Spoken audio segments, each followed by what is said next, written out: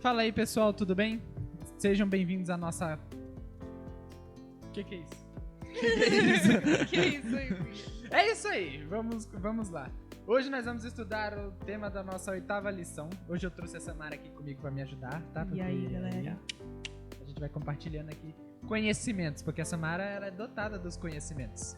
Então, hoje nós vamos falar da nossa 8ª lição. Beleza? E aí, Samara? O que você quer que eu fale? Vamos conversar, Samara. Fala um pouquinho aí o que você achou da nossa lição dessa semana. Eu achei muito interessante, sabe? Falar desse assunto assim, sabe? Você sabe, né? O que eu tô falando aí. Esse assunto aí que vocês sabem, é esse mesmo. É isso mesmo. Entendeu? Esse assunto aí. O tema da nossa lição é 2 testemunhas, tá bom? Nós vamos entender quais são essas testemunhas e ver um pouco mais a respeito da história da perseguição da Bíblia. Verso para memorizar está em Apocalipse 11, verso 3. Vai querer ler, Sam? Sim. Lê para nós, então. Que diz: Darei autoridade às minhas 2 testemunhas para que profetizem durante 1270 dias, vestidas de pano de saco. Perfeito. Entendeu alguma coisa, Samara? Não. Nem eu. Brincadeira, gente. Vamos lá. A gente viu ao longo da nossa lição do trimestre que essa é uma profecia que vem lá de Daniel, certo? 1260 dias, que são 42 semanas, certo? 42 meses, Samara, 42 semanas. Nossa, para. Um ano só tem 365 dias e é isso aí. Vou pegar a lição aqui que o nosso elenco trouxe pra mim, outra lição aqui pra nós baseando e discutindo. Então, Samara, o que você viu aí de interessante? Bom, a lição da semana falou da perseguição da Bíblia lá bem antes de nós aqui. Mas a gente consegue ver muito disso hoje também, né? A perseguição da Bíblia. Talvez não aqui no Brasil, mas em vários outros países, assim. Sim. Outro ponto também legal aqui que a lição trouxe durante a Reforma Protestante, alguns países aproveitaram, né, para se colocarem completamente contra qualquer doutrina cristã, né, como exemplo a França. Por causa disso, ela teve as consequências dela, né? A gente viu que o país ele teve algumas crises, algumas revoltas lá e acabou entrando em estado de calamidade, né, naquele período. Eles não se desenvolveram, eles só retrocederam, né?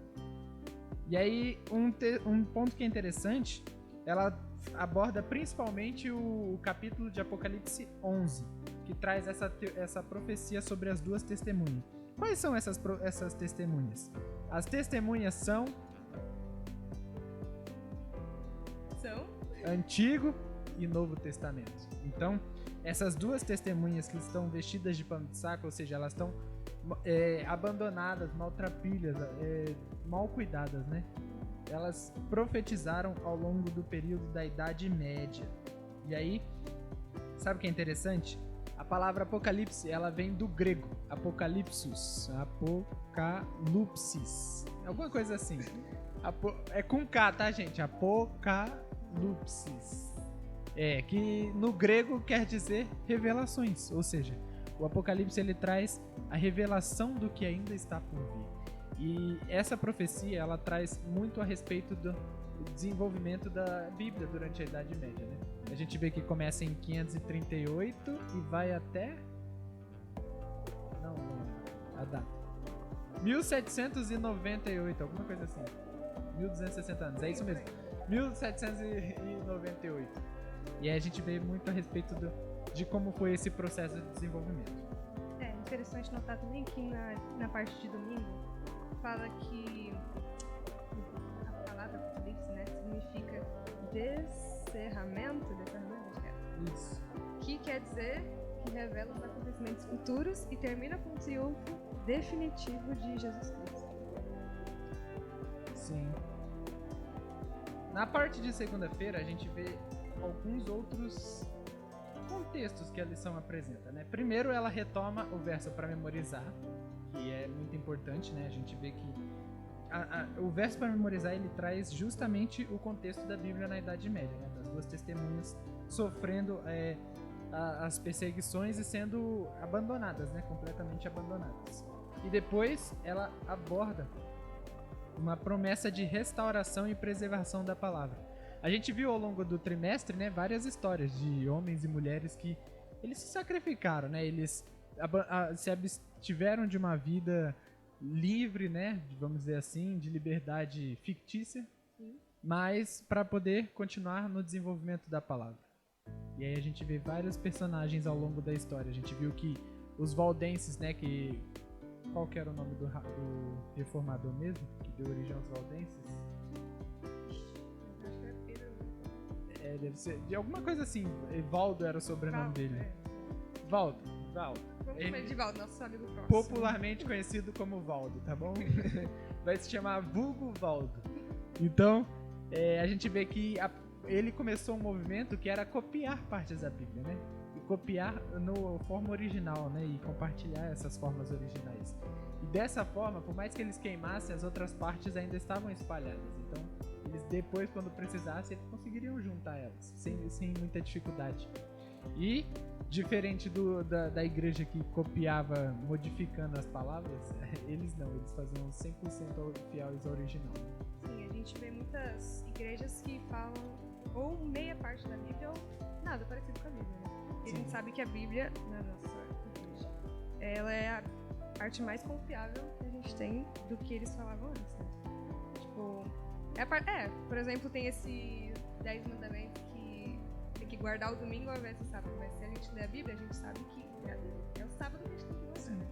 Então, foi modificado, né? E aí a gente vê também alguns outros pontos também. Naquele período, como estava tendo a reforma, né? Alguns países a gente viu, por causa da França, se aproveitaram para fazer o que eles queriam. Pregar as teologias que eles gostavam, aquilo que lhes agradavam. E aí, nesse momento, começou a surgir teologias, como teologia da prosperidade, tá bom? Que é o estudo de irmão, se você for fiel a Deus, Deus vai ser fiel a você, né? Aquele clássico texto de Mateus 25, né? Seja fiel no pouco, sobre muito te colocarei. Claro que se você ler Mateus 24, você vai ver que Mateus 25 não está falando de riquezas, né? Está falando de outro contexto, mas eles se aproveitavam desse tipo de conteúdo para enganar as pessoas, num texto que as pessoas, esse aqui me tocou o coração, então vou nesse caminho aqui.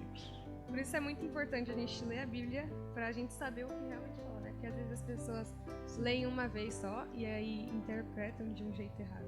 Então é muito importante a gente ler de novo, se não entendeu, perguntar pra alguém que entende, certamente, né? Pra gente entender bem e não espalhar fake news. Sim. Aqui na parte de terça-feira, você quer comentar um pouquinho, Samara, das curiosidades? As curiosidades. Eu vou ler... Pode ler mais duas curiosidades? Pode ser. Vamos fazer momento Você Sabia aqui, né? Você sabia? Você sabia. Vamos ver. As testemunhas vestidas de saco, mencionadas na visão de João, representam a Bíblia em atitude de lamento e um período em que a palavra de Deus foi totalmente desprezada. Essa é a primeira curiosidade. Segunda curiosidade. O massacre da noite de São Bartolomeu, em que milhares de protestantes foram brutalmente assassinados na França, foi comemorado pelo Papa e pelos cardeais de Roma. Até uma medalha foi fabricada para lembrar o episódio. Os 42 meses da profecia de Daniel correspondem aos 1260 dias. E, como a gente sabe, na Bíblia, um dia equivale a um ano. Então são 1260 anos. Esse período durou entre 538 d.C., bem no período ali da queda de Roma, e termina em 1798 d.C. Outra curiosidade diz assim: na visão de João, foram mencionadas o Egito e Sodoma como símbolos do ateísmo e depravação sexual. Essa profecia se cumpriu por completa na história da França, durante o período que ficou conhecido na história mundial como o Reinado do Terror. O país chegou a declarar na Assembleia Legislativa de que Deus não existia e, em nome da liberdade, permitiu todo tipo de prática pecaminosa. Tá explicado porque o nome do país chamava Reinado de Terror, né? Porque todo tipo de prática pecaminosa eles permitiam, então podia matar, roubar, fazer qualquer coisa que não dava até nada. com esse verso aqui que colocaram embaixo.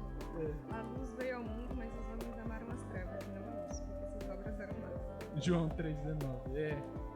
É muito importante esse contexto da história da França, porque debate diretamente com aquele conceito de se Deus não existe, então tudo é permitido, né? Aquele conceito que os filósofos declaram muito.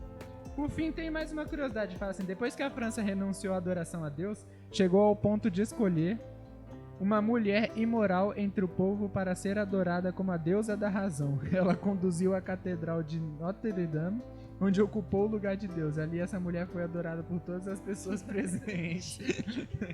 Olha até que nível foi a situação do país, né? Não tá muito diferente dos dias de hoje, né? E vamos ler esses versos? Vamos ler os versos? Provérbios 1, do 29 ao 30.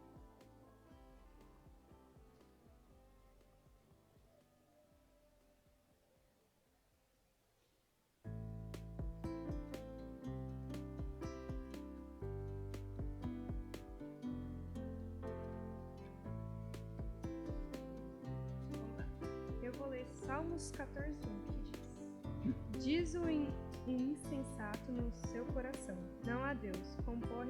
Corrompem-se e praticam abominação, já não há quem faça o bem. Provérbios 1, do 29 ao 31. Porque odiaram o conhecimento e não escolheram o temor do Senhor. Eles não quiseram o meu conselho e desprezaram toda a minha repreensão. Portanto, comerão do fruto do seu próprio caminho e encher-se-ão de seus próprios artifícios, porque o desvio dos simples os matará e a prosperidade dos tolos o destruirá. Romanos 15:4 diz: Pois tudo quanto outrora foi escrito para o nosso ensino foi escrito, a fim de que, pela paciência e pela consolação das Escrituras, tenhamos esperança. Tem um trecho aqui da lição que diz assim: como promete o texto de Isaías 40, do 7 ao 8, diz: a relva murcha, a flor cai. Quando o vento do Senhor sopra sobre eles, o seu povo não passa de relva. A relva murcha e as flores caem, mas a palavra do nosso Senhor, essa permanece para sempre. Esses textos vão diretamente na contramão do que a igreja, principalmente esses movimentos extremamente liberais, né, pregavam, né? Porque a gente percebe que, para quem não sabe, né, muitos dos movimentos que existem hoje surgiram na França, naquele período, tá? Alguns movimentos que são famosos aí até hoje, não vou citar, quem quiser pesquisar na internet. Mas vai completamente na contramão do que Cristo profetiza, né? Porque a igreja pregava mentiras e vários outros aspectos, né? E as Bíblias que foram adulteradas, foram mentidas, até hoje elas permanecem no esquecimento. Ninguém sabe como é que elas eram de verdade. Sabe algumas coisas que se tornaram padrões, né? Por exemplo, a lei. A lei eles mudaram, todo mundo passou a ter que seguir a nova lei, né? Mas alguns trechos e versos que eles alteraram, esses desapareceram. Porque a verdade de Deus, ela prevaleceu, né? Sobre todas as outras. E aí a gente vê também que tem outros pontos assim que ele fala, né? Porque, por exemplo, a palavra de Deus permanece para sempre. Ou seja, já se passaram tantos anos, já tentaram queimar ela diversas vezes, destruir, e mesmo assim... Continua. E é um dos livros mais vendidos, né? Como você disse nas lições passadas. Sim, é um dos livros mais vendidos. Com certeza, quase todo mundo, né? Deve ter uma Bíblia pelo menos em casa. Né? Sim. Então a gente vê que isso aí já foi uma fake news, né? Ó, na parte de quinta-feira, aqui a gente indo pro finalzinho da nossa lição, tem um trecho aqui, flash. Na França, a guerra contra a Bíblia levou à revolução, legítimo resultado do fato de Roma ter proibido as escrituras. O movimento apresentou a ilustração mais vivida do mundo. que o mundo já viu consequências do ensino da Igreja de Roma. Em Apocalipse, João aponta para os terríveis resultados que sobreviriam de maneira especial à França em decorrência do domínio da iniquidade. Ou seja, a gente vê que aqui no em Apocalipse 11, tá? Então fica aí a dica para quem quiser ler, porque é o capítulo dessa semana. João, ele profetiza a respeito de todas as destruições que viriam sobre aqueles que rejeitassem a palavra de Deus, né? O conselho das duas testemunhas. E aí a gente vê vários tipos de abominação que João fala, o que aconteceu com a França, né? Várias desgraças. Tá falando que a mensagem é clara. Não importa o que aconteça, ninguém conseguirá impedir a vitória de Deus e a derrota de Satanás. Muito boa. Acho que aqui a gente já pode ir para a parte de sexta-feira, né? Que aí traz a questão do apelo, né? Faz a reflexão da semana. E aí ela diz assim, na parte de Com Outros Olhos: a religião é um conto de fadas para pessoas que têm medo do escuro. Sabe quem disse isso? Foi Stephen Hawking, físico e ateu cosmológico. E aí diz assim também: o ateísmo é um conto de fadas para pessoas com medo da luz. John Lennox, matemático e filósofo cristão. Ou seja, a gente vê o debate entre dois homens, grandes pensadores aí, né? Um contradiz o outro. Interessante isso aí. O que a gente pode tirar de lição aí? O que você que a gente, como diz aqui na parte de sexta-feira, né? No finalzinho aqui, o convite para que você decida estudá-la intencionalmente no capítulo, permitindo que suas palavras tenham um efeito que Deus deseja produzir em sua vida. Experimente e sinta-se diferentes. Tá falando, né, que a gente se convidar a ler mais a Bíblia, a entender mais do que só ouvir, por exemplo. É muito importante que a gente lê para poder a gente, por exemplo, se alguém falar uma coisa errada, você já vai saber a coisa certa. E aí você pode conversar com essa pessoa, falar, essa é a verdade, eu acho que você está entendendo um pouco errado, para ajudar as outras pessoas também, ajudar a gente, né? Porque a gente vai sentir uma grande diferença. Então que a gente possa vir a ler a Bíblia e experimentar.